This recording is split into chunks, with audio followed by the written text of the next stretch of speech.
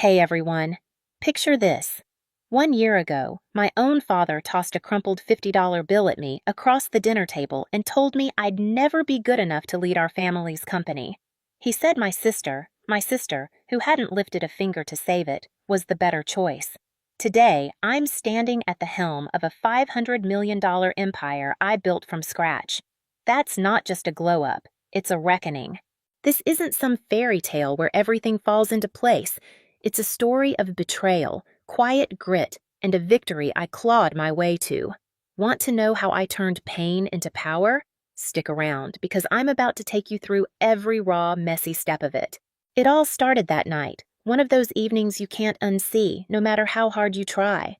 We were in the dining room of our family home, this big, ornate space that screamed old money. The chandelier above us glittered, casting a warm, golden glow over the mahogany table. But the air? It was ice cold, like someone had sucked all the warmth out of the room. My father, Richard Caldwell, sat at the head of the table, cutting into his steak like it was just another Tuesday. My mom was to his left, quiet as always, her eyes flicking between us like she could sense the storm brewing. And across from me was Emily, my older sister, in a sleek designer dress that probably cost more than my first car, sipping her wine with this little smirk that made my stomach twist. I'd always looked up to my dad. His approval was this golden ticket I'd chased my whole life. And that night, I thought maybe, just maybe, he'd finally see me. See, I wasn't just some kid writing the family name. I'd poured everything into Caldwell Enterprises. A year earlier, it was a sinking ship, debts piling up, employees whispering about layoffs, department heads jumping before the whole thing went under. I was the one who stayed. I was the one who locked myself in my office, night after night, writing code until my eyes burned, fueled by coffee and sheer stubbornness. I built a software system, a logistics masterpiece, that didn't just pull us out of the red, it turned us into a $300 million powerhouse. Global contracts, top-tier clients, record profits, all because of me. So when Dad called us to dinner, I thought it was to celebrate, maybe even a thank you. God, I was naive. He barely looked up from his plate.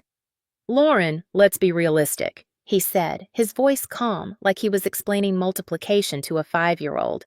"You're great at the technical stuff, but leadership?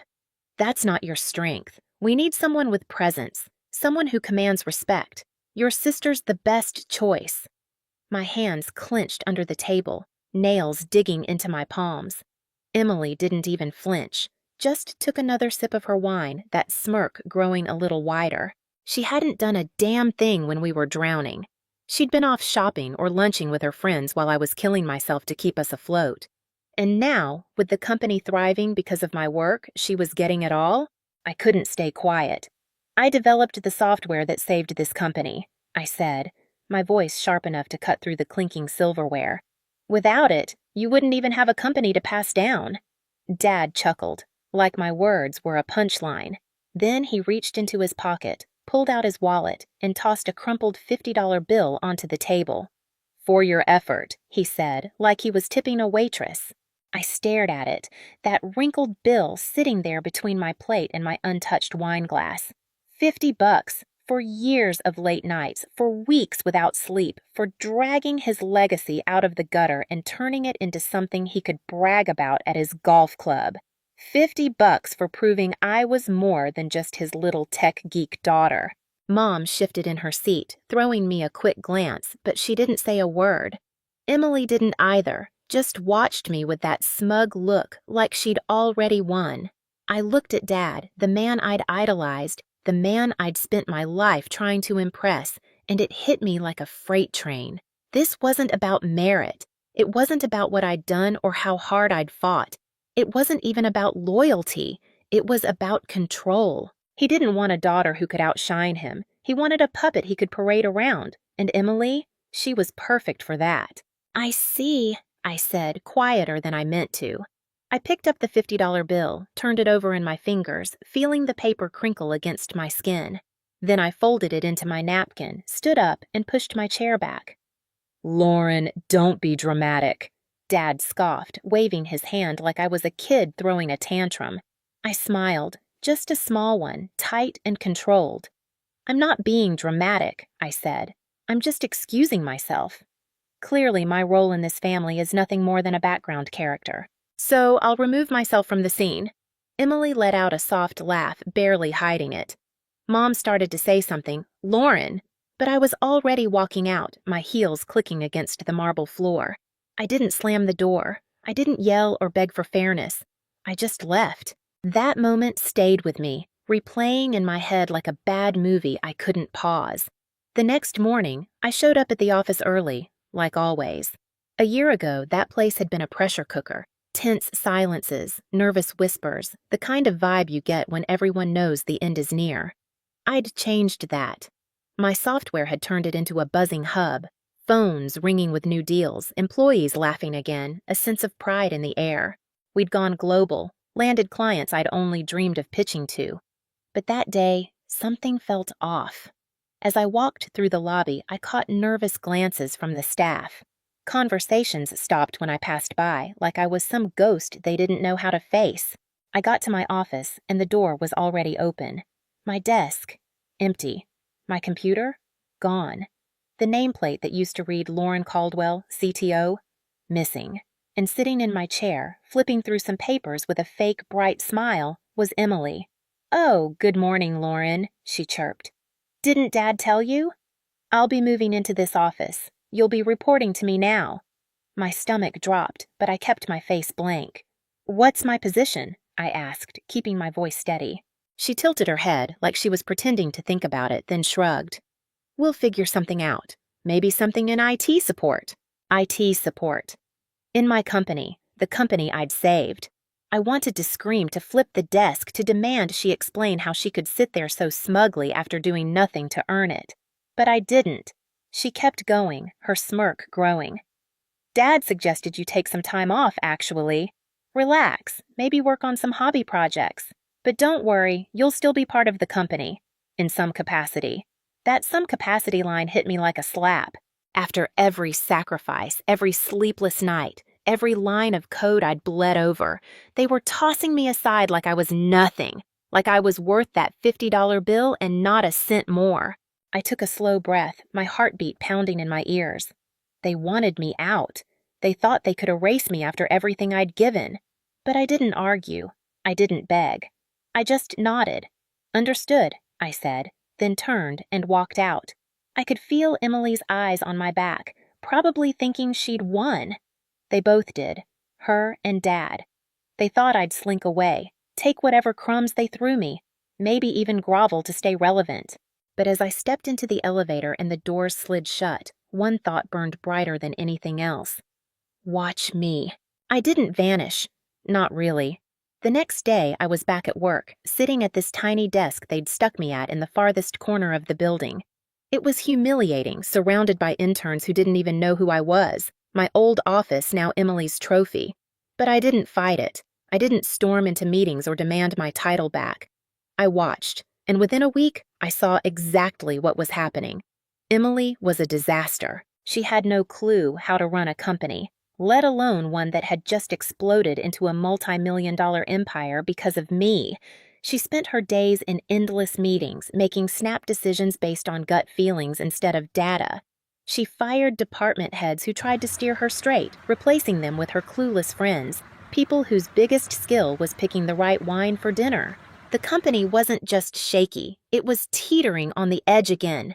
I'd built it into something unstoppable, and they were tearing it apart, piece by piece.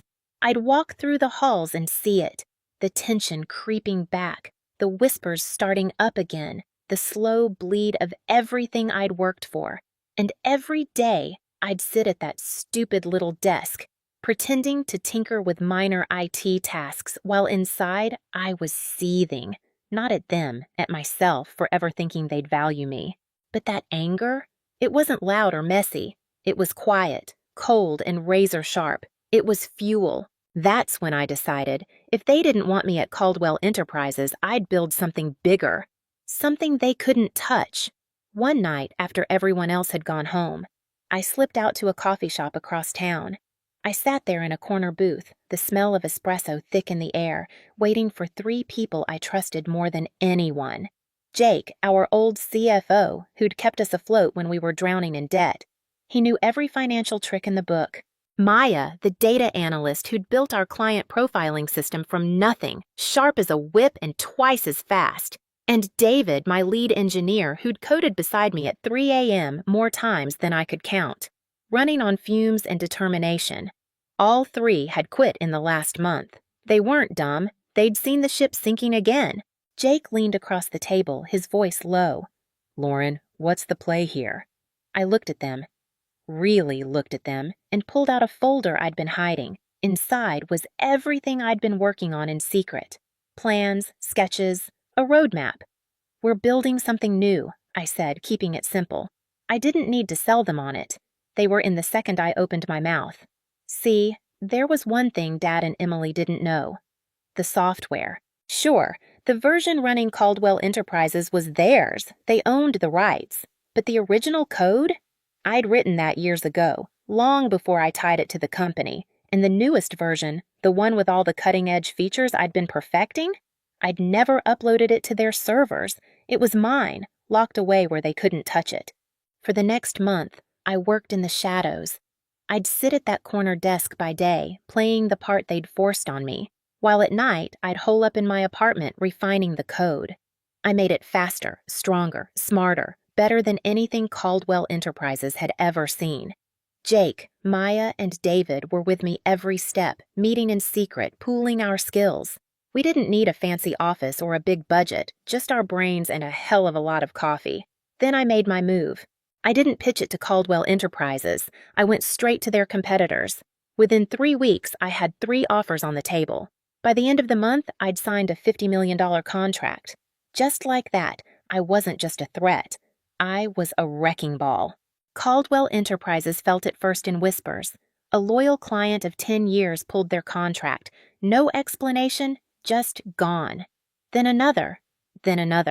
Emily lost it. Started yelling in meetings, firing people left and right, blaming everyone but herself. But the truth was simple. The industry had moved on. My next-gen software was out there, running on rival systems, making Caldwell's outdated tech look like a relic. They were hemorrhaging clients, cash, credibility, and I was just warming up. 6 months later, I got my moment. I was at the Tech Innovators Gala, this massive industry event in a swanky hotel ballroom. Chandeliers sparkling, champagne flowing, every big-name CEO and investor in the room. I sat there sipping my drink when the host took the stage. "Tonight, we honor the visionaries pushing us forward," he said. Lauren Caldwell, creator of the most groundbreaking logistics software on the market today, has redefined how global corporations operate. Her company, Nova Systems, is now valued at over $500 million. The room erupted. Applause so loud it shook the walls. I stood up, my heels clicking on the polished floor as I walked to the stage, feeling every eye on me. But then I saw them. Dad and Emily, tucked in the back row, faces pale. Their company was crumbling, bankruptcy looming, and they knew why. I took the mic, smiled. Not out of spite, not for revenge, but because I'd finally gotten it. I didn't need their approval. I'd won on my terms, and they couldn't stop me. That night, as I looked out at the crowd, I felt this weight lift, like I'd been carrying their doubts my whole life and finally let them go. But the real payoff? That came later. A year after that dinner, the one where Dad threw that $50 bill at me like I was trash, I was sitting at the head of Nova Systems conference table, flipping through our latest quarterly report. Revenue, $320 million. Market share, 48%, and climbing. Caldwell Enterprises? They were done. I'd dismantled them, step by step. Their clients were ours now. Their stock had tanked. A leaked financial report confirmed it. Bankruptcy was days away. And then, at 10 a.m. sharp, my assistant buzzed me. "Lauren, your father and sister are here." They walked in like ghosts. Emily's designer outfit couldn't hide the bags under her eyes. Dad, who'd always carried himself like a king, looked old, beaten. They sat across from me, and Dad spoke first, his voice careful. "Lauren, we need to talk." I leaned back, watching them. "Go on." He sighed. We've had our differences, but we're family. Caldwell Enterprises is struggling. We need your help. There it was, the plea I'd known was coming. I let the silence stretch, savoring it. What are you asking me to do? I said finally. We're offering you a leadership role, he said. Something meaningful. I realize now we underestimated you. I tilted my head. You realize now? Emily jumped in, her voice tight. Lauren, don't be petty. We need you, okay? I laughed, couldn't help it. You need me? That's rich. A year ago you said I wasn't leadership material, just good at technical things. Dad frowned. You know how business works. Decisions were made, but if you come back, we can rebuild together. There it was again. Control. They didn't want me, they wanted to leash me. What position? I asked, playing along. Dad straightened up. Second in command, under Emily. I blinked, then laughed harder. Emily's face went red. Lauren, grow up, she snapped. You built some software. Fine. That doesn't mean you can run a company at our level. I stopped laughing, leaned forward, and let my voice drop to ice. Emily, my company's worth $500 million. Yours is weeks from bankruptcy. Tell me again who can't run a company. Silence. Beautiful, perfect silence. Dad cleared his throat. Lauren, please. That word, please. From the man who'd dismissed me like I was nothing, it was everything. No, I said, calm and final. Emily froze. What? I said no. I don't need Caldwell Enterprises. You needed me, and you threw me away. You made your choice.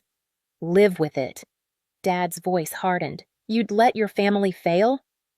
I didn't let anything happen. I shot back. You killed it the day you put Emily in charge. Emily stood furious. You're just bitter. You've always been jealous. I smiled, slow and steady. Jealous? I don't need to be. I've got everything you wanted.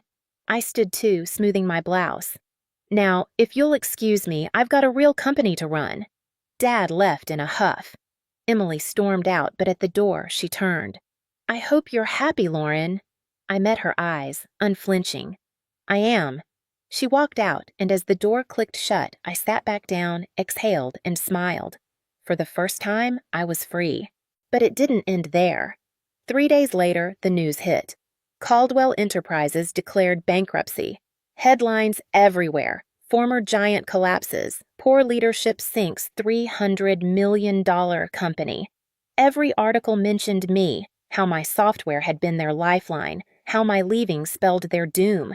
Then came the kicker. They were liquidating everything. The building, the assets, even the Caldwell name. I could buy it all. And I did. Called the attorney myself, no middleman, so they'd know it was me. A week later, I sat in their old boardroom, papers in front of me. Dad and Emily sat across, ashen. I can't believe you're doing this, Emily muttered. Doing what? I said. Buying a failed company? She glared. I slid them a counteroffer. Dad read it, his eyes widening. You're dissolving it? Emily gasped. Shutting it down? Yep, I said, and retiring the Caldwell name for good. They stared, stunned. You're erasing it, Emily whispered. Yes, I said. Some things deserve to die. I signed the papers and it was over. Caldwell Enterprises was gone. Nova Systems soared. 500 million, 62% market share. No rivals in sight. 3 months later, I got a note from Dad. I don't expect forgiveness, but I hope you'll understand. I tossed it in the fire and watched it burn. Then came the gala invite, the Caldwell family gala, now hosted by someone else in their old mansion. I went, not for revenge, but closure. They were there, faded shadows in the crowd. I suppose you're here to gloat, Dad said. No, I replied. I'm here to say goodbye. I looked at them one last time. I don't need your approval anymore. And Emily, I don't hate you. I pity you. I walked away, free, my story just beginning. So, that's me, Lauren Caldwell, the girl who turned a $50 insult into a $500 million triumph. This isn't just about building a company. It's about knowing your worth, about refusing to let anyone define you. If you've ever been dismissed, betrayed, told you're not enough, Hear this. Your power's inside you. You can turn pain into fuel and win your way. If this hit home, hit that like button, share it with someone who needs it, and subscribe for more stories like this. Drop a comment. Tell me how you've overcome your own battles. Together, we can inspire the world to stand up and fight for themselves. Thanks for watching. I'll see you in the next one.